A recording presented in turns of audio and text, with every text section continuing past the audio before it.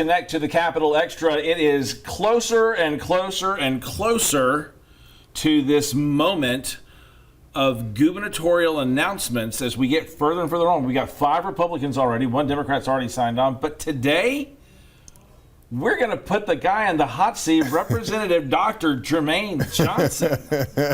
Thanks so much for taking the time to join us for this extended time. No, absolutely. I really do appreciate, being here. And but Dave!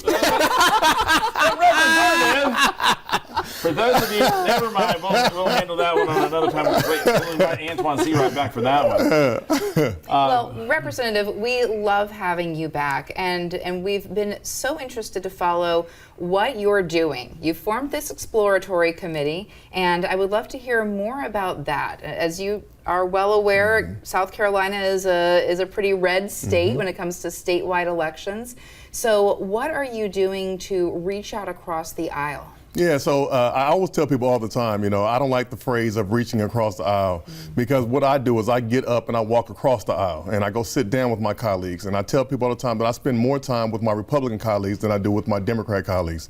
And the reason why is because I truly want to understand why somebody is saying no, why they're shaking their head, because I want to come to some sort of consensus, come to some sort of a compromise, because all of us want safer neighborhoods, all of us want better education, all of us want good health care, and we have more in common than we do apart. So, I've been traveling this state. I've been to over 20 plus counties thus far, hearing from the people of South Carolina and hearing their issues and their concerns and what they want to see from an actual leader of the state.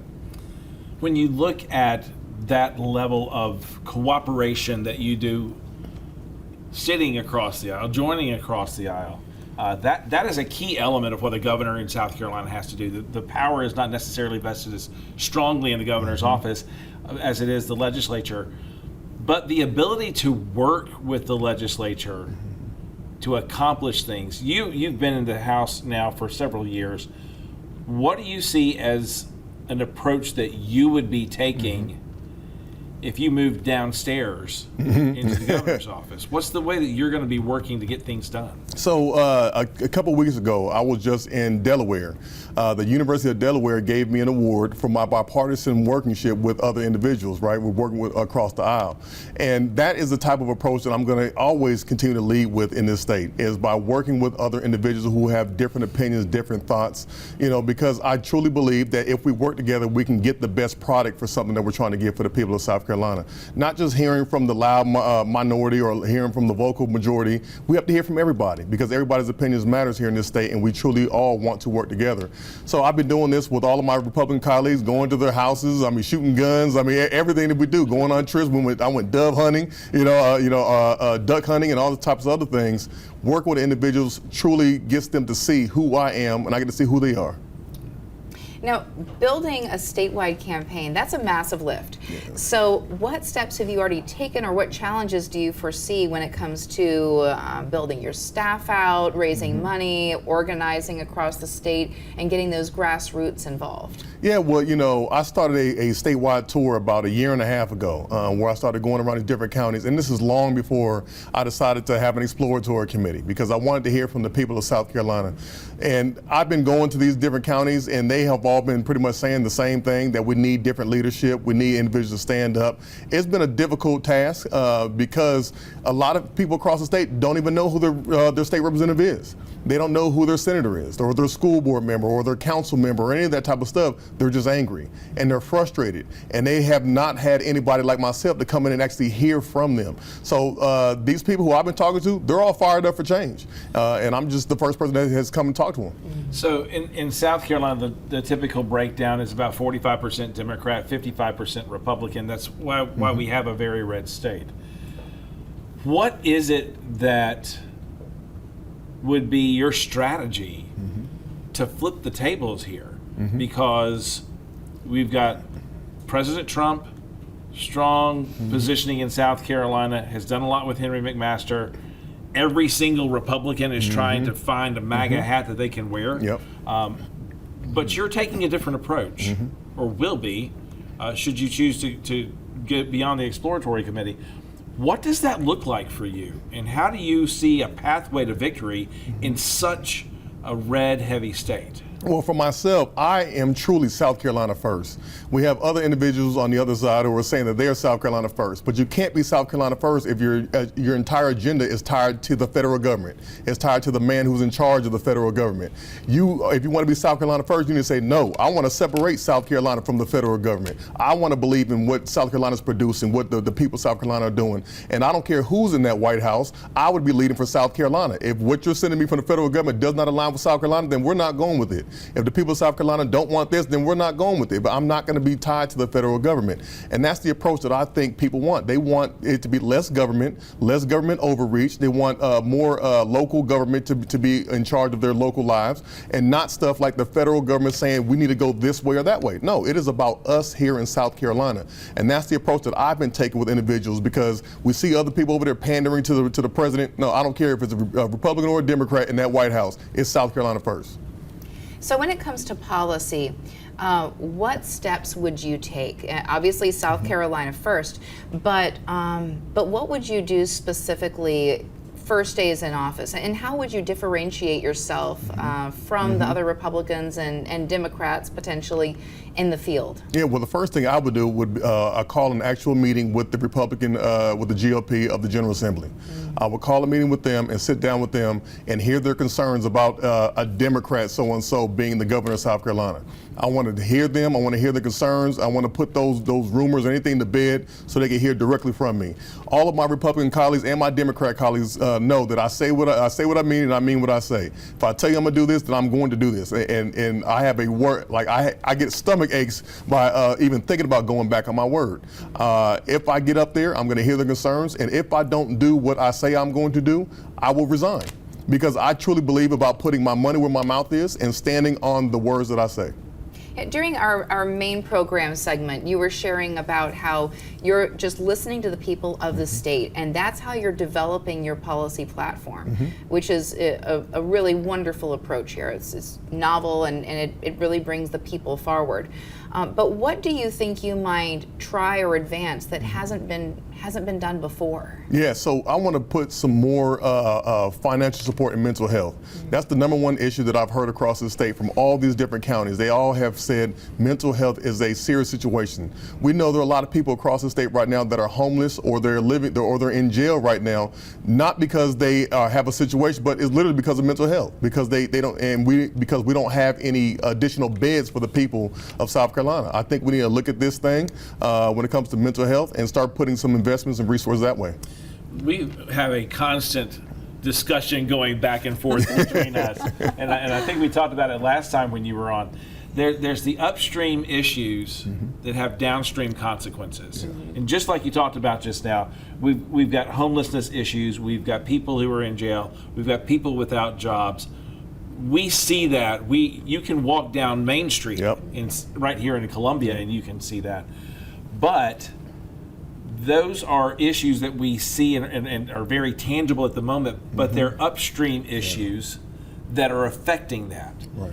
The mental health discussions that you're having, what are those other things that are upstream that if we really start addressing these key issues here, it will have a downstream effect that we'll start recognizing on the streets and with our people and what goes on with that? Medicaid expansion is one of them. If we look at, we've seen a lot of our rural hospitals closing down. And because of this big, beautiful bill that has been passed, we're going to see more hospitals closing down. It's going to affect 11% of this population. I think we need to start looking at what's the funds that we have and how are we funding certain things in this state. Like just this past year, we reported over $1 billion surplus that we have here in South Carolina. We could be using that money to do some things to fix our infrastructure, to fix our public education system, and to do some things right here in South Carolina. I think we need to start looking at what things are we tied to the federal government on, and how can we kind of lessen some of that connection that we have with them. So I want to follow up on that one real quick, because you said Medicaid expansion. And in the ears of the Republicans in the State House, that rings every bell, throws up every flag. So in essence, what are we saying here? And is there a way to package this? For those of you who are watching at home, we talk about Medicaid expansion. But what is this? Right. And is it a feasible solution for meeting the healthcare needs of South Carolinians? Yeah, absolutely. So Medicaid expansion would allow us to receive additional funds for the individuals who are in poverty, right? So we have individuals right now who go to the emergency rooms only because they can't afford a primary doctor. We know we save $5 for every $1 we invest in this Medicaid stuff into healthcare here in South Carolina. That we would literally be saving money for the taxpayers across South Carolina if we decided to work on preventative care and expanding Medicaid here for individuals who don't have health care. So let's continue talking about the people first policy, right? The South Carolina first policy. You have been vocal about pushing back on DEI restrictions in state government, and in fact, that was the topic we discussed the last time you were on. I would love to hear more about how you would handle that as governor, and how you might advance diversity, equity, and inclusion in a more conservative leaning state where DEI sometimes sounds like a cuss word. Right. And that's the thing. They literally, DEI was turned, they put it in an acronym and they turned it into the boogeyman. Just like there's been a lot of other things like woke has been turned into this boogeyman, these trigger words and things like that. But you have to look down all the way into the policies. You have to actually read the bill. The very first diversity, equity, inclusion bill that was put up was going to cost taxpayers $86 million. And people were so ready to pass this thing, but they didn't read the bill, how that was going to affect everybody. It's going to open domestic violence shelters to men. I mean, it was going to prevent any ad campaigns for targeting women with breast cancer. I mean, or men with prostate cancer. I mean, it was that bad that it was going to do that. And it's not to say that we want everybody to be hired off of merit. We want the best person for every single job, but we don't want men going into domestic violence shelters. We don't want that stuff there. I think we have to take all the triggers and making everything to be a boogeyman, take all that out of it, look at the policy and how it's going to affect the people of South Carolina. That's the key part of any policy, and you know from your years of experience there. When you are trying to move something forward, it is so easy for the opposition to throw a boogeyman label on there, and then it's tainted from that point forward. So what are you doing now to really affect the change in the legislature? You're going to be stepping into the second half of this legislative session. What are you going to be doing that show people your approach to governing? Yeah, I'm going to continue doing the things that I've done. So during budget week of last year, they know that I put up about 60 amendments, and I stood up there for hours, about hours, going through every last one of those amendments to show what was being defunded from our budget and to say, is this pork or is this a necessary thing for us? And if anybody who has watched that budget debate, they saw that all the Republicans started standing up one by one saying, Jermaine, we agree with you. Jermaine, we agree with you. Jermaine, we agree with you. Because I was showing them exactly where our resources are going. I mean, they wanted to defund parts of Children's Trust, which reported over 13,000 cases of abuse and neglect last year alone. And because of that, they lost some funds. And I said, well, we were actually sitting up here with an accused predator right here in our General Assembly. And you want to defund things like this? So I wanted to bring that stuff up. And that's literally what I'm doing. I'm reading certain things, I'm getting with these individuals, and they're seeing what's happening. Let's talk education. We touched on this in the main show segment, but we've talked healthcare, we've talked equality. What would your proposals be to bring a greater level of education, quality and equality, teacher retention, workforce development, all across the spectrum? How are we going to make sure that every South Carolina student gets the education that they deserve? Yes. Every South Carolina student gets a track to run on and good books in their classroom and in their libraries, and then is ready for the workforce, no matter what that looks like for them. Yes, well, I believe that we need a full-on public education audit for this entire state. I think we need to look at all the districts, see which ones are top-heavy, which ones are not, the rural schools, and see how they're doing, the ones that are doing good versus the ones that are doing bad, the urban schools, the ones that are doing good versus the ones that are being bad.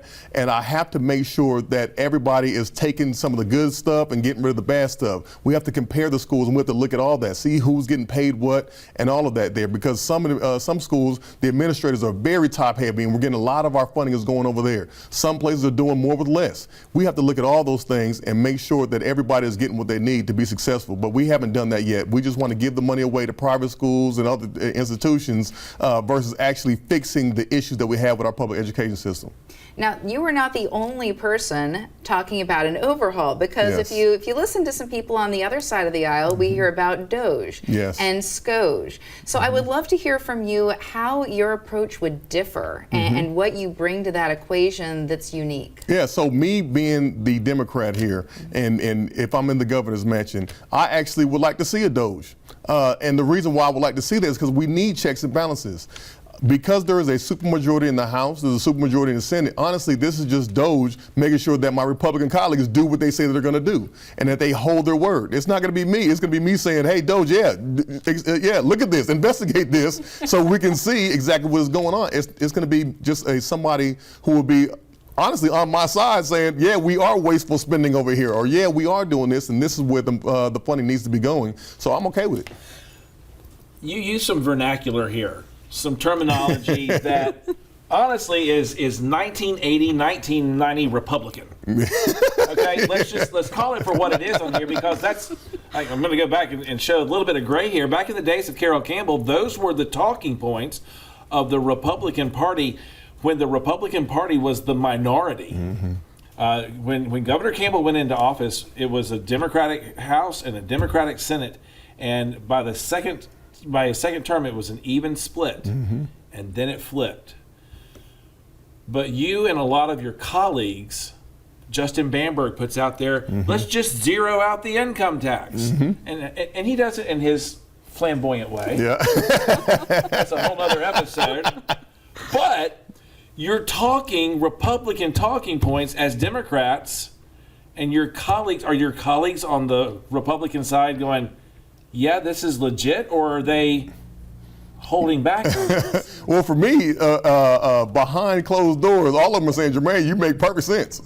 like your perfect sense is common sense. And honestly, Jermaine, if we get some super extreme person, we like you as the governor versus somebody else. But it's almost crazy to me to think that we've gotten so far off base that what I'm saying sounds Republican, or we've gotten so far off base that what I'm saying sounds so extreme. And I'm like, this is common sense. You want a good school, you want good health care, you want better roads, you want a safer community. Everybody wants this thing, but for that to sound Republican or Democrat to me is just it's out of this world.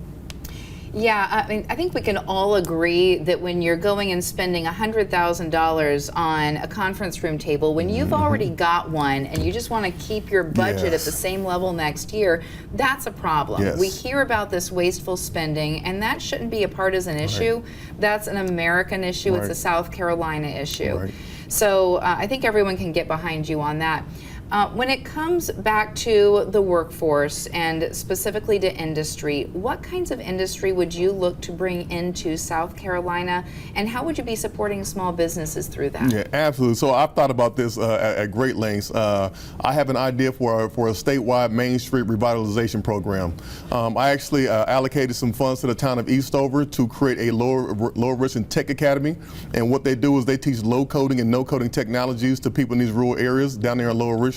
They've started at least 30 small businesses right out of this rural community down there, just teaching them these different programs there, online stuff. And this is types of programs that I want to see all across the state in our rural communities to say, hey, listen, let's help you start a small business. Let's help you start some things to fund your community, to help give back into your community and revitalize these programs. I want to start looking at grant opportunities for individuals who want to be entrepreneurs to open up a storefront on these main streets in places like Norway or in Marion County and Mullins. I'd like to see these places to come back, but we have to help them with the support and the resource that we have right here in the state. Because we have a lot of the population moving to the urban centers.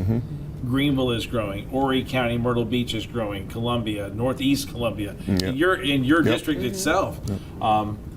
What is it that's going to take that same type of opportunity to more rural communities across the state? In your backyard, basically, you've got Scout that's got 4,000 jobs that are coming in. They've just announced that they're going to bring another 1,000 jobs to the area for one of the suppliers.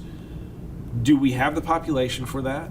Is this how we're seeing rural South Carolina growing over the next few years, or are there other opportunities for that small town feel? Yeah, so we are growing very bad. Obviously, y'all know we were the #1 place for one-way destination with U-Haul, and because of that, I think we need to focus on our population and making sure that they are qualified enough to take on these good jobs if we're going to continue to expand. I mean, we need to face it. Everybody from America is seeing the amazingness that South Carolina has to offer, and that's why people are coming here in droves to take. But our population, are they prepared? Are they ready for these things? We have more jobs available right now than we have people to fill them. That's a problem. And because we need to be doing a better job at investing in our people here, in our people to make sure they're qualified, that leads me into, investing more in our technical schools. Which has been a backbone of South Carolina's economic development strategies going all the way back to the 60s and 70s. And most people don't understand how important the technical colleges have been.